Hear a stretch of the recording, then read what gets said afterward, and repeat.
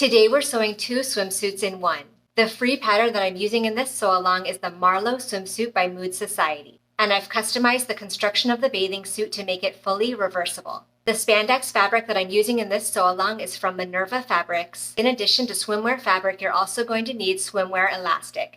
The regular pattern includes seam allowances of 3/8 of an inch. So in the sew-along, I am directing you to sew at a 3/8 inch seam allowance. However, I will say that before I cut my fabric, I reduced the seam allowances all around the front and back pieces to 1/4 of an inch. And I'm using 1/4 inch swimwear elastic. I hope you sew along with me to sew 2 swimsuits to wear by the pool this summer. Let's get started.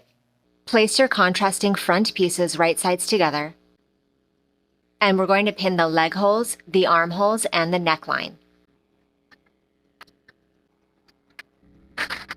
Now I'm going to take this to my sewing machine, and using the longest stitch, I'm going to sew the leg holes, the armholes, and the neckline opening within the seam allowance at about 1/4 of an inch. And I'm going to be using a contrasting thread so that these basting stitches can be easily removed later.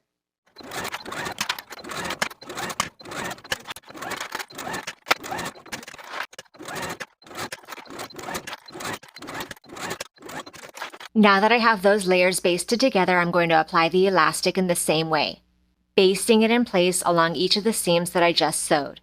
And we'll be doing this at a 1-to-1 ratio for each seam, once again basting within the seam allowance.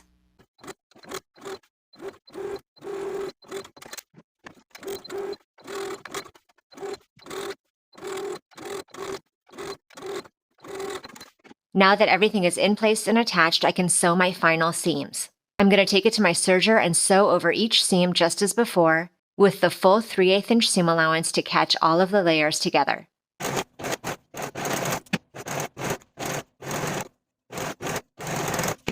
I've gone ahead and placed my back contrasting pieces right sides together and pinned, in the same way as I did for the front pieces, pinning the leg holes, the armholes, and the neck opening. We're going to baste these seams within the seam allowance in the same way as we did for the front pieces.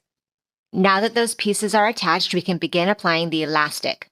For the armholes and the neckline, we're going to be applying the elastic at a 1-to-1 ratio just as we did for the front pieces, basting it in place just as before.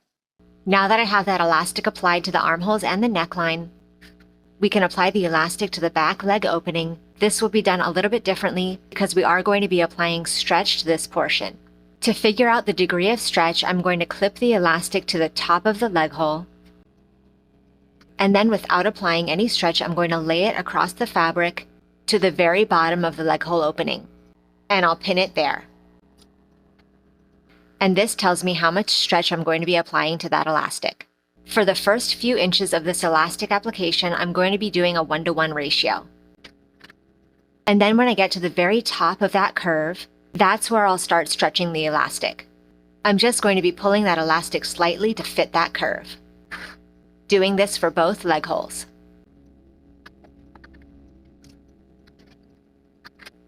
Now I'll take it to my machine and baste the elastic in place.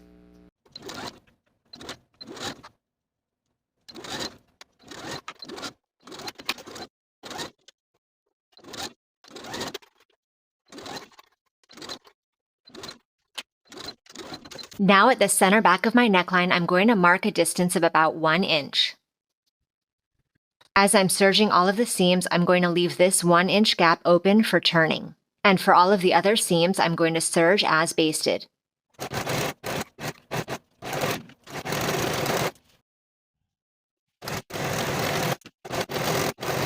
Turn your front pieces right side out. And then we'll place the front piece inside the back piece, right sides together. Now I'll pin together this gusset section from one side to the other through all 4 layers.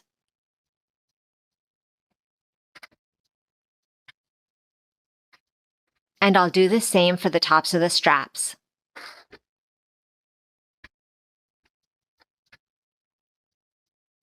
Now I'll take it to my serger and sew each of those seams with a 3/8 inch seam allowance.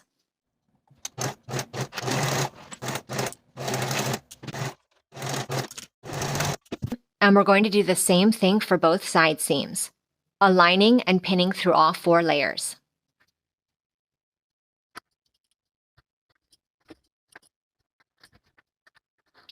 And now I can sew both side seams with a 3/8 inch seam allowance.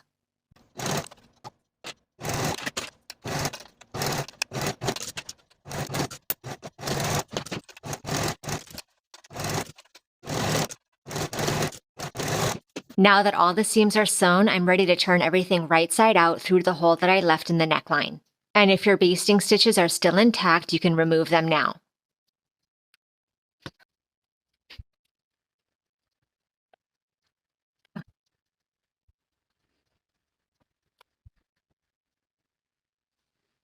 Now using a needle and thread, I'm going to sew an invisible ladder stitch to close the opening in the neckline.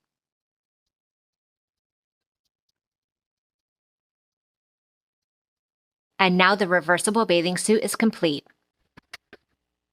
Thank you for watching this sew along. Make sure you subscribe to the channel so you don't miss notifications every time a new full-length sewing tutorial comes out. And I'll see you in the next video.